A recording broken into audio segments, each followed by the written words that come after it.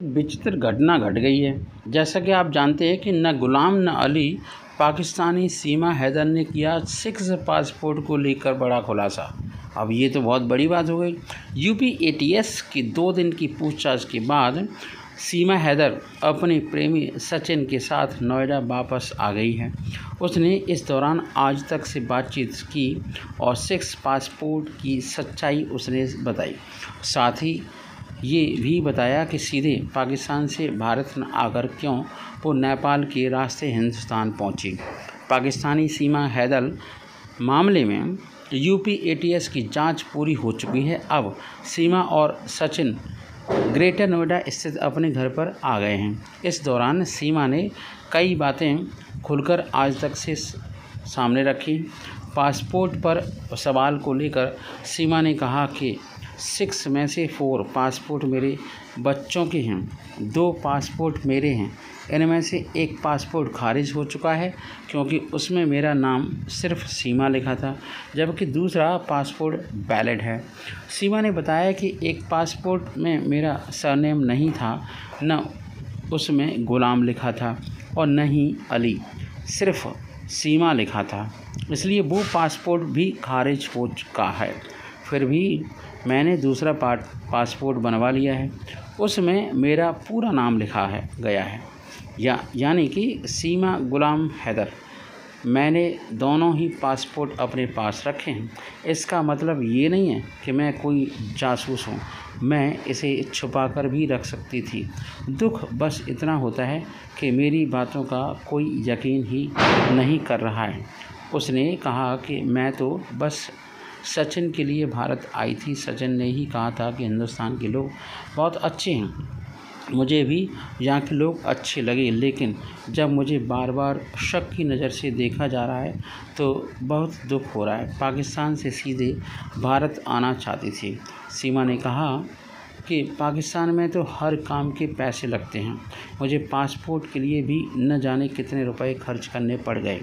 मैं तो सीधे भारत ही आना चाहती थी, लेकिन मेरा वीज़ा मंजूर नहीं हुआ था, जिस कारण मुझे नेपाल के रास्ते भारत आना पड़ा। ऐसा नहीं है कि मैंने भारत के लिए पाकिस्तान से सीधा ट्राई नहीं मारा था। मैं चाहती थी कि मैं पाकिस्तान से सीधा भारत के लिए वीज़ा मिल जाए, लेकिन नहीं मिला। फिर मैं मजबूर हो गई और मैंने नेपाल के रास्ते भारत आई, और यही मेरा एक गुनाह है। पाकिस्तानी महिला सीमा हैदर का कहना है कि उसे भारत के डिटेंशन सेंटर से लेकर जेल तक में रहना मंजूर है, लेकिन वह किसी भी कीमत पर पाकिस्तानी अवाम में शामिल नहीं होना चाहती, पाकिस्तान वापस नहीं जाना चाहती। एटीएस के सवालों के जवाब देकर 2 दिन बाद सचिन के घर लौटी सीमा का कहना है कि अगर पाकिस्तान भेजा गया तो उसकी हत्या कर दी जाएगी। शादी का वीडियो नहीं बनाया, इसलिए नहीं है सबूत।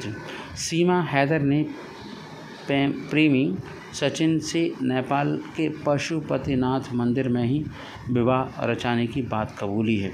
जब पाकिस्तानी महिला से कहा गया कि पुजारी ने पशुपतिनाथ मंदिर में किसी भी तरह के विवाह को लेकर इनकार किया है, तो जवाब में सीमा ने कहा कि उसने सचिन के साथ मंदिर में पिछले हिस्से में शादी रचाई क्योंकि आगे की तरफ काफ़ी भीड़ थी। सीमा ने यह भी दावा किया कि माला पहनाने और मांग में सिंदूर भरने का वीडियो रिकॉर्ड नहीं किया जा सका था, इसलिए उस शादी का सबूत नहीं दे सकते। लेकिन हाँ, शादी नेपाल के होटल नहीं बल्कि मंदिर में रचाई गई थी।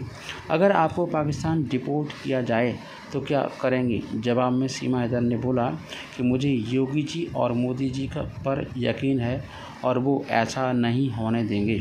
मेरा यहाँ जीवन है और वह वहाँ मौत है। सीमा हैदर ने कहा कि अगर दोषी पाई जाती हूँ तो मुझे सज़ा कबूल है, अगर मैं निर्दोष साबित होती हूँ तो मुझे निर्दोष साबित होती हूँ तो मुझे यहाँ पर रहने दिया जाए, क्योंकि पाकिस्तान वापस जाना मौत के सिवा और कुछ नहीं है। मुझ पर बड़े बड़े इल्ज़ाम लग रहे हैं, इसलिए पाकिस्तान में मुझे मार दिया जाएगा।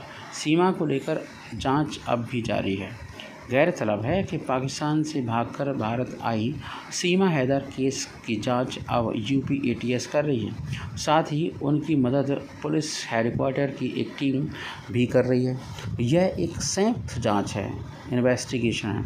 बता दें कि सीमा हैदर के बैकग्राउंड और उनकी बताई हुई कहानी पर पुलिस वेरीफाई करने में लगी थी।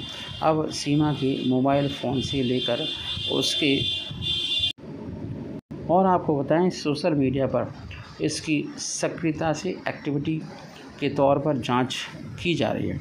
यूपी एटीएस सीमा हैदर के पाकिस्तान से दुबई और फिर नेपाल के रास्ते भारत आने के पूरे रूट और नेटवर्क को खंगाल रही है।